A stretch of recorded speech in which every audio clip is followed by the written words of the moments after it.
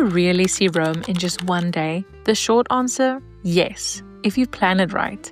In this video, we'll show you the must-see places, the ultimate one-day itinerary, how to get around efficiently, what to eat, and the best tips to make the most of 24 hours in the Eternal City.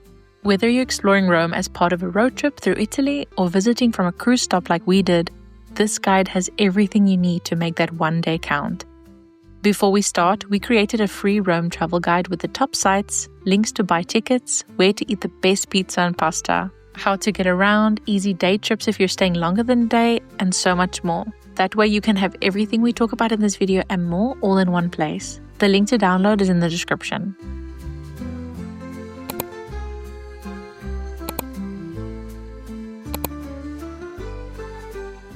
To start, we'll first give you a quick rundown of all the top landmarks and must-see spots in Rome, the ones everyone loves. Then we'll jump into a simple, doable itinerary for one day with plenty of tips along the way.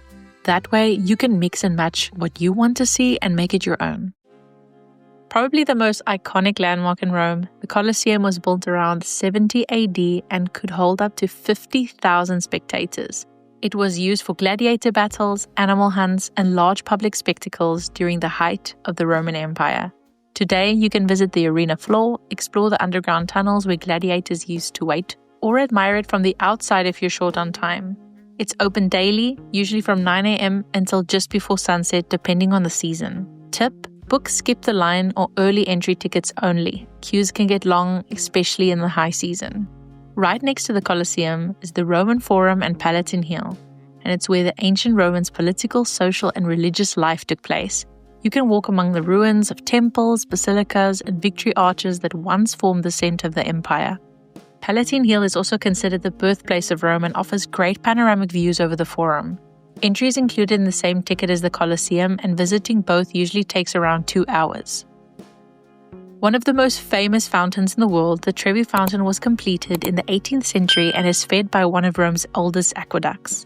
Legend says tossing a coin over your left shoulder ensures you'll return to Rome, and the coins are collected and donated to charity. It's free to visit and looks especially beautiful after dark. Tip: go early in the morning or late at night to enjoy it without all the crowds. The Pantheon is one of the best preserved ancient buildings in Rome and a true architectural masterpiece. It was originally built as a temple for all gods and later turned into a church, which is why it's still in such a good condition. The dome, with its open oculus at the top, was actually an engineering marvel for its time, and it's still impressive today. You do need to buy a ticket to enter, but it's usually a quick visit. Just a short walk away from the Pantheon, Piazza Navona is one of Rome's most beautiful squares. It was built on the site of an ancient Roman stadium and is now lined with cafes, restaurants, and features 3 ornate fountains, including Bernini's famous Fountain of the Four Rivers. The Spanish Steps connect Piazza di Spagna with the Trinità dei Monti church above and are one of Rome's most photographed spots. There are 135 steps in total, and from the top you get a lovely view over the rooftops. The area around the base is home to some of the city's best shopping streets, including Via Condotti and Via del Babuino. You can't visit Rome without crossing into Vatican City, the world's smallest country and the heart of the Catholic Church. Inside, you'll find the Vatican museums, which house masterpieces by Michelangelo and Raphael, and of course the Sistine Chapel. St. Peter's Basilica is free to enter and one of the most impressive churches in the world, though lines can be long. Here's a tip: if you're going to visit the Vatican museums, book your tickets online in advance. If you only want to see the Basilica, go early to avoid queues. Originally built as Emperor Hadrian's mausoleum, Castel de Sant'Angelo later became a fortress, the Pope's place of residence, and now a museum. It's located just a short walk from the Vatican, connected by the beautiful Ponte Sant'Angelo Bridge, lined with angel statues.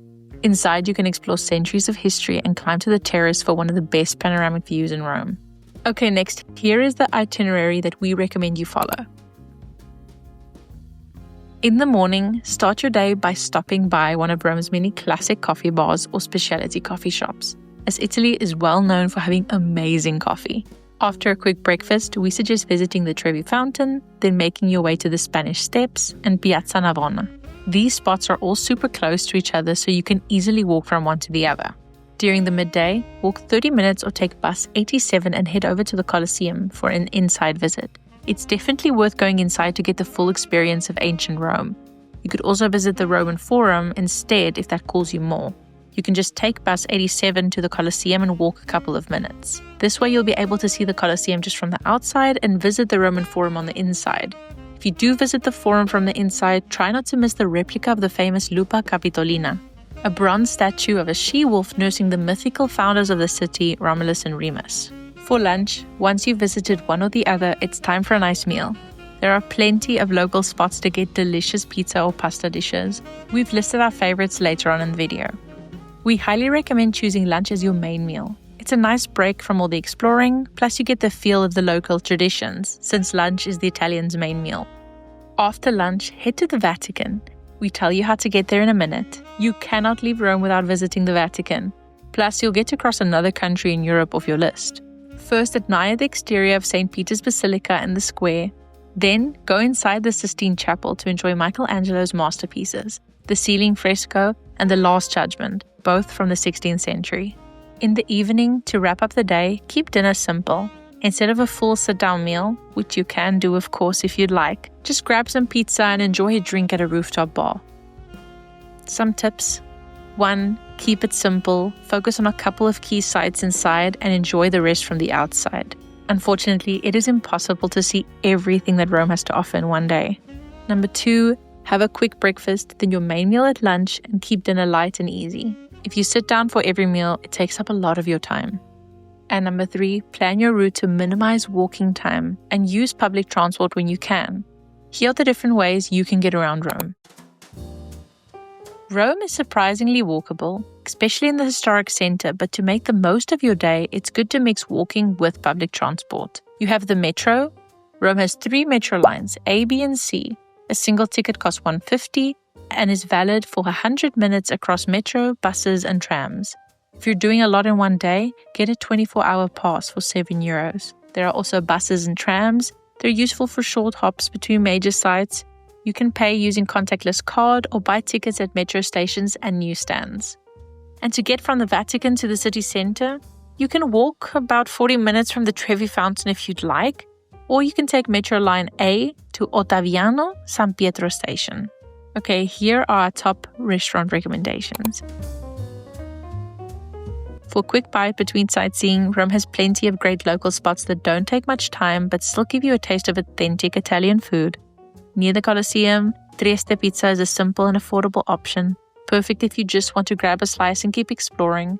If you're around the Trevi Fountain, Pizza in Trevi is a great stop for a classic pizza made fresh and served fast. If you're craving pasta, L42 by Pasta Chef Monti is a local favorite known for its homemade pasta dishes served in a casual setting, ideal if you want something quick but still freshly made.